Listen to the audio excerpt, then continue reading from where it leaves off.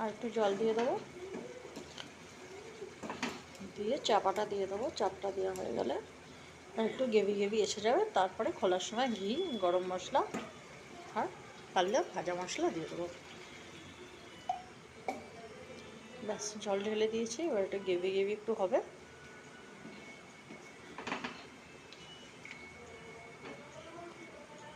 এইসব রান্না দেখায় না, যদিও ডুমুরকে খুব একটা আমরা রান্নায় দেখতে পাই না, বাট আমরা জানি, মানে আমার ফ্যামিলি জানে যে ডুমুর খুবই উপকারী জিনিস। এর ডুমুর, পেঁপে এর উপকারিতা কোনোদিনই মানে ভোলা যায় না।